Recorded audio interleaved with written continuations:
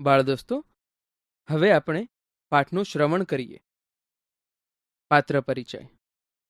અંજન અને કિન્નરી બંને ભાઈ બહેન છે, જેમાં અંજનની ઉંમર 12 વર્ષ અને કિન્નરીની ઉંમર 10 વર્ષ છે. નિખિલ રાય એ અંજન અને કિન્નરીના પિતા છે, જેમની ઉંમર 35 વર્ષ છે. સુરેન્દ્રનાથ એ દાક્તર છે, જેમની ઉંમર 30 વર્ષ છે. ભાસ્કર રાય એ નિખિલ રાયના મિત્ર છે, જેમની ઉંમર 34 વર્ષ છે. 1. અંજનનો અભ્યાસખંડ જોવા જેવો છે. ખુરશીમાં જાજમ ઉપર જોડા સાથે જ્યાં ને ત્યાં ચોપડીઓ ને નોટબુક રખડતી પડી છે. ટેબલ ઉપર મોજા છે.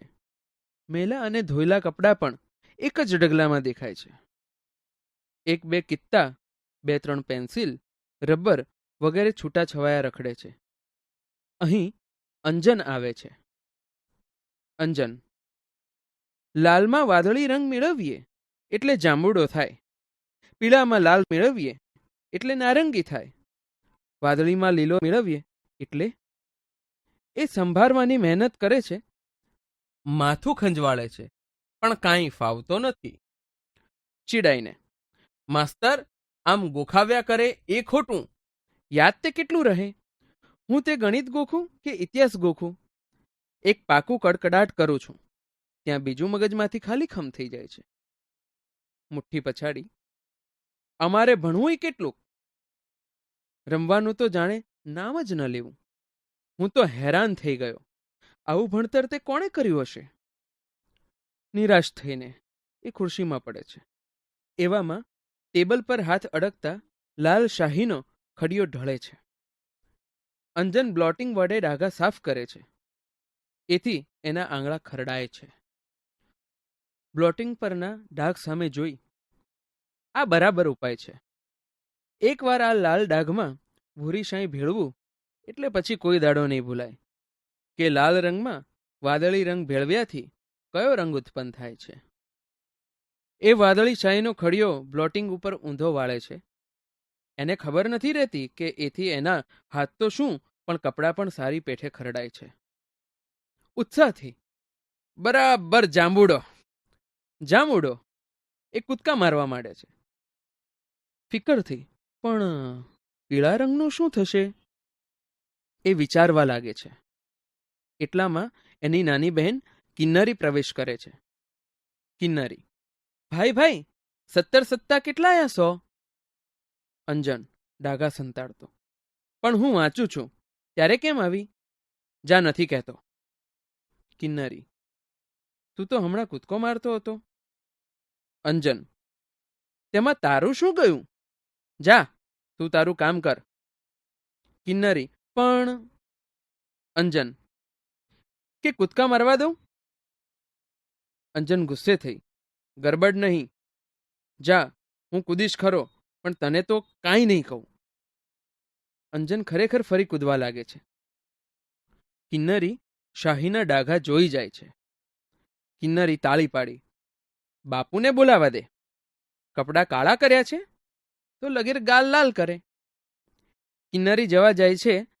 અંજન તેનો હાથ ઝાલે છે: મને જવા દે. અંજન: કિન્નર, 17 + 19 = 100. કિન્નરી જતી અટકે છે. અંજનને હાશ થાય છે, પણ ત્યાં તો એમના બાપુ આવે છે. નિખિલ રાય: કેમ રે?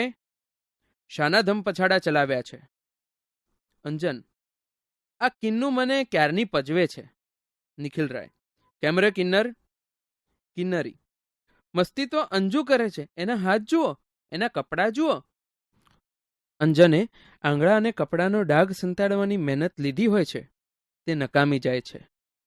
ડાઘ જોતા નિખિલ રાયનો મિજાજ બગડે છે. એ જોતા કિન્નરી ત્યાંથી સરકી જાય છે. નિખિલ રાય અંજનનું કાન પકડી: અલ્યા, તું તો સુધરવાનો જ નહીં ને? રોજ ને રોજ તારી સામે ફરિયાદ હોવાની. એક દી બારીના કાચ ભાંગે છે તો બીજે દી દવાની બાટલી ફોડે છે. આજે શાહી ઢોળી, કપડાં બગાડ્યા, આખા ઘરમાં ડાઘા પાડ્યા. ગુસ્સો ઉભરાતા નિખિલ રાય અંજનને થપ્પડ ચોડી દે છે. અંજન ઢીલો ઢસ બન્યો હોય છે. બોલ, કેમ કરતા શાહી ઢળી? ટેબલ પર નાચ કરતો હતો કે ખડીયો કાઢતો હતો? અંજન: હું લાલશાહીમાં વાદળી ભેળવવા ગયો. નિખિલ રાય: ત્યારે તો કહે ને કે હું હુન્નર કરતો હતો. અંજન: ના, હું ખાતરી કરતો હતો કે એ બેની મેળવણીથી જાંબુડો રંગ થાય છે કે નથી થતો. નિખિલ રાય: કેમ? કોઈ રંગારાને ત્યાં નોકરી લેવી છે કે શું? માથામાં ટપલી મારી: બેસ, વાંચવાનું વાંચ. 10 વાગ્યા પહેલા જો આ ખુરશીમાંથી હાલ્યો કે બોલ્યો તો પગ જ વાઢી નાખીશ. અંજન ગુપચુપ ખુરશીમાં ગોઠવાય છે. નિખિલ રાય જવા લાગે છે. કિન્નરી: બાપુ, માં કહે છે કે તમે અંજુને મારશો માં. નિખિલ રાય: એણે જેને બગાડ્યો છે ને, તદ્દન રેઢિયાળ છોકરો થઈ ગયો છે. કાલે એના માસ્તર પણ કહેતા હતા કે ભાઈ પહેલા નંબરના ઠોઠ છે. માસ્તર ભણાવે ત્યારે ભાઈનું મન ભીતોમાં ભમતું હોય છે. ફાવે છે તો ઊંઘી જાય છે, નથી ઊંઘતા ત્યારે બાંકડા બગાડે છે. વર્ગના બાંકડે બાંકડે એમનું નામ કોતરાઈ ગયું છે. તારી માને મોટા ભાઈના પરાક્રમો તો કહે, પછી ભલે એનું ઉપરાણું તાણે. કિન્નરી જતી રહે છે. અંજન જરા પાછળ નજર કરે છે. વળી ચોપડીમાંથી માથું ઊંચું. આજે તારે માથે મોધ ભમતું લાગે છે. મને એમ કે બાળકને કોણ ક્લેશ કરાવે, એટલે હું મૂંગો રહેતો હતો. પણ તમે તો મોંમાં આંગળા નાખીને બોલાવો એવા છો. માવતરનું માવતરપણું રહેવા ક્યાં દો છો? અંજન વળી પાછો વાંચવામાં પડે છે. એની આંખો પાનામાં છે પણ ધ્યાન ઠપકામાં છે. કિન્નર કહેતી હતી કે કાલે તું વીજળી પંખાને અડપલું કરતો હતો. કોઈ દિવસ આંચકો લાગશે. કિન્નરી દાખલ થાય છે. કિન્નરી: પણ બાપુ, અમને આંચકો તો લગીરે નહોતો લાગતો. નિખિલ રાય: હવે તું એની વહારે ધા. બધા એને બગાડવામાં સમજ્યા છો. મને લાગે છે કે હવે મારે કડક થયા વિના નહીં ચાલે. અંજુ, ચાલ ઊભો થા. અંજન ઊભો થાય છે. કિન્નરી ગભરાય છે. આંખો કાઢી: આમ આવ. અંજન પાસે આવે છે. કિન્નરી દૂર દોડી જાય છે. કડકાઈથી: તારે તોફાન કરવું હોય તો તારે મોસાળ પાછો ચાલ્યો જા. અહીં તો ભણવાનું, ભણવાનું ને ભણવાનું. મસ્તી કરી છે તો માર્યા વગર નહીં મૂકું. આજથી બધું બંધ છે. પૈડું, ભમરડો, લખોટા મને સોંપી દે. સાયકલ પર બેઠો છે તો તારી વાત તું જાણે. ચાલ, બધું બહાર કાઢ.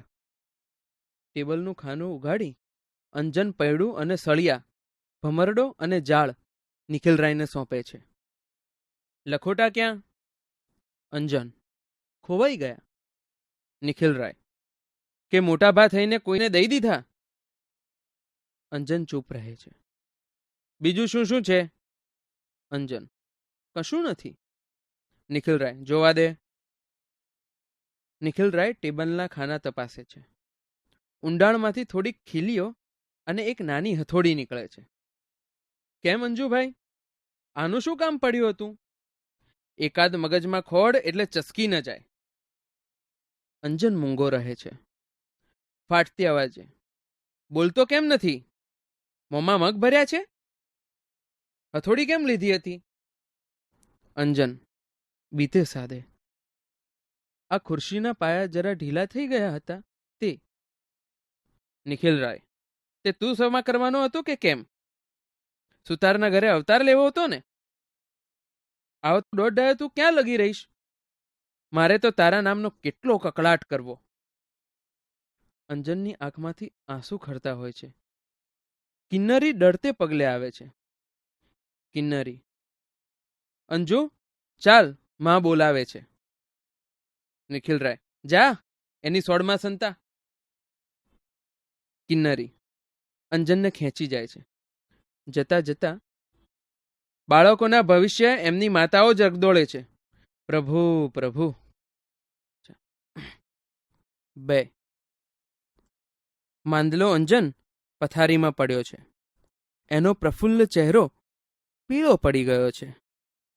આંખોનું તેજ જરા હણાયું લાગે છે. એની પડખે ઈસ ઉપર કિન્નરી બેઠી છે. અંજનના કપાળ પર, માથા પર, હૃદય પર એ પોતાનો સુંવાળો હાથ ફેરવતી તાકી તાકીને અંજન સામું જોતી હોય છે. એટલામાં જ અંજન પાસું બદલે છે. કિન્નરી પંપાળતી, અંજુ, ભાઈ, કાંઈ જોઈએ છે? અંજન, ના કિન્નર, મારે કાંઈ નથી જોઈતું. તારે રમવા જવું હોય તો જા. કિન્નરી, ના અંજુ, હું તો અહીં બેસી રહેવાની. અંજન, શું કામ? હું માંદો એમાં તારે શું કામ ન રમવું? જા બહેન. કિન્નરી, ના ભાઈ, હું કયા મોએ રમું? નીચું જોઈ, મારે વાંકે તું માંદો પડ્યો, મારે જ તને સાજો કરવો જોઈએ.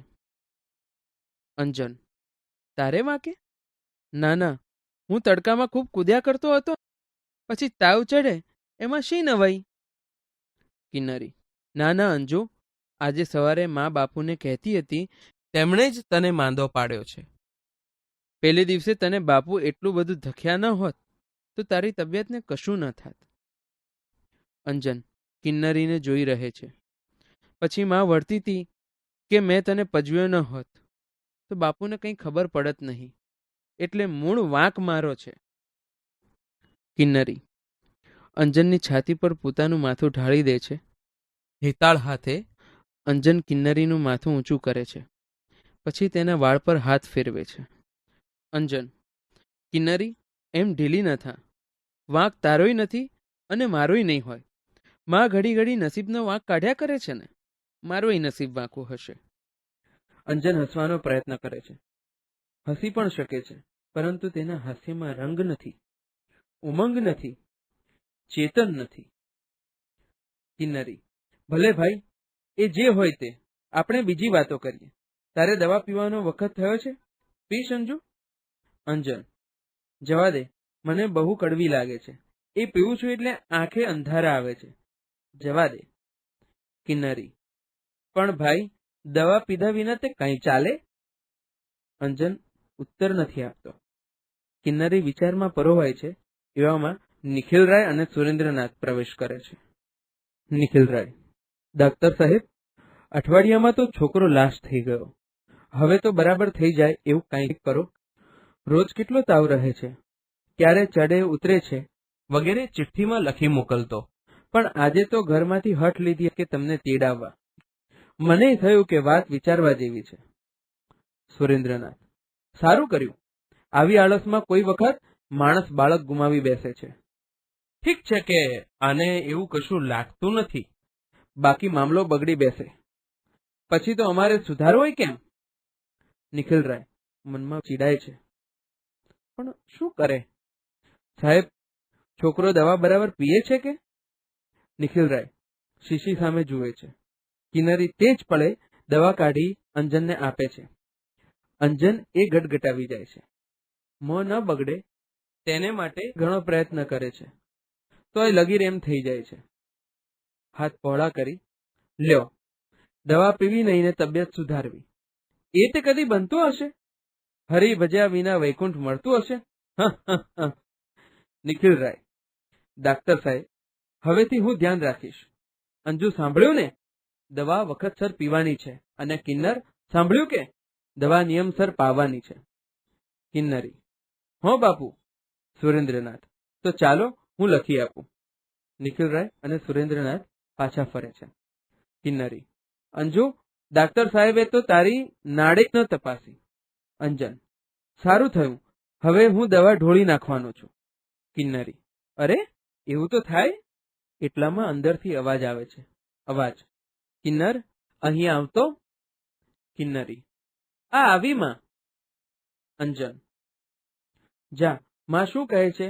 તું અહીં બેસી રહે છે અને એને તો કાંઈ મદદ કરતી જ નથી. કિન્નરી જલ્દી જાય છે. અંજન ધીમેથી પથારીમાં બેઠો થાય છે. કંકાસથી, હું હસતો નથી એટલે માં રડ્યા કરે છે. હું બોલતો નથી એટલે બહેન ગમગીન બને છે. પણ હું શું કરું? મારો આનંદ મરી ગયો છે, જાણે જીવન જ જતું રહ્યું.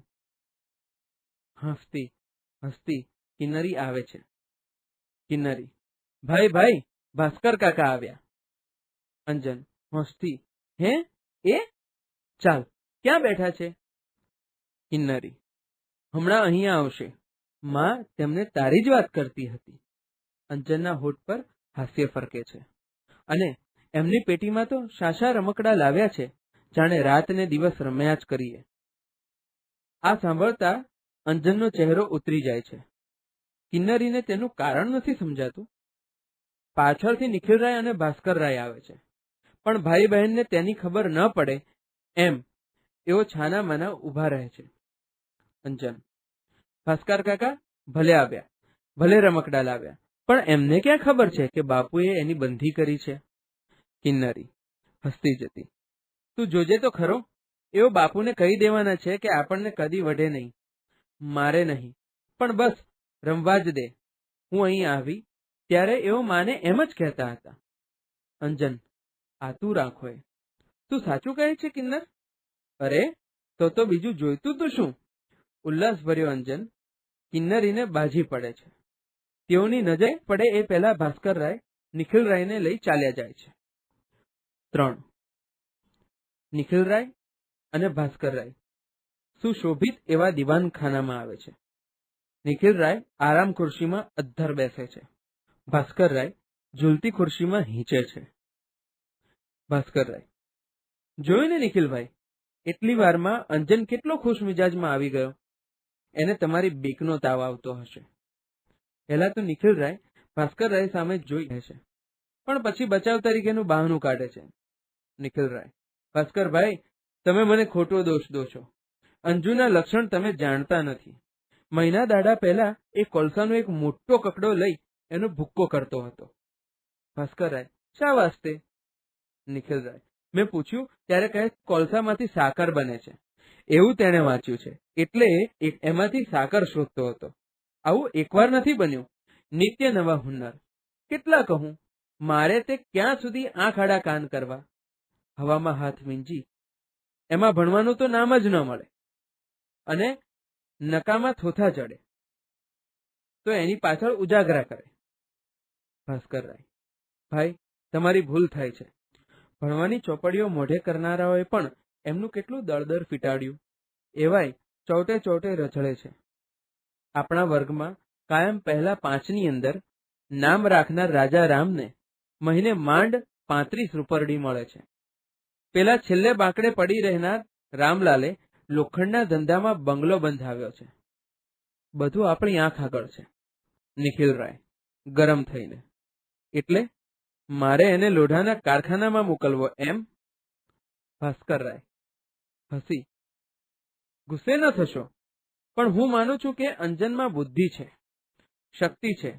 એટલે હું માનું છું કે તમે એને રૂંધી ન નાખો, એને સાચા માર્ગે વળવા દો. અંજનનું જીવન જ્યાં હણાય નહીં પણ પ્રફુલ્લે ત્યાં તેને જવા દો. એ કોલસામાંથી સાકર શોધનારો કોઈક દિવસ જગને નવું અજવાળું આપશે. નિખિલરાય પર આની અસર થઈ જણાય છે, કારણ કે એઓ તદ્દન મૌન જાળવે છે. ભાસ્કરરાયને આથી સંતોષ ઉપજે છે. ખુરશીમાંથી ઊભા થઈ એઓ બહારણે પહોંચે છે. બૂમ મારી: અંજુ, કિન્નર, અહીં આવો. કિન્નરી આવી પહોંચે છે. કિન્નરી: શું કહ્યું કાકા? ભાસ્કરરાય: અંજન ક્યાં? અંજન આવે છે. કિન્નરી ભારથી: આ આવ્યો. ભાસ્કરરાય ધીરેથી: જાઓ, લતા ભાભીને કહો કે તમને રમકડા વહેંચી આપે. કિન્નરી ઉપડી જાય છે. અંજનની આંખો નિખિલરાય ભણી હોય છે, જાણી જવાની રજા ન માંગતો હોય. નિખિલરાય શાંતિથી: જા. ઉમંગથી ઉછળતા પગલે અંજન કિન્નરીને પકડી પાડે છે. ભાસ્કરરાય એ બતાવતા: જોયું? નિખિલરાય આડું જોઈ જાય છે. ભાસ્કરરાય પડખે પડેલું છાપું ઉઘાડે છે. અંદરથી આવતો અંજન અને કિન્નરીનો મીઠો કિલકિલાટ બંનેના કાને અથડાય છે.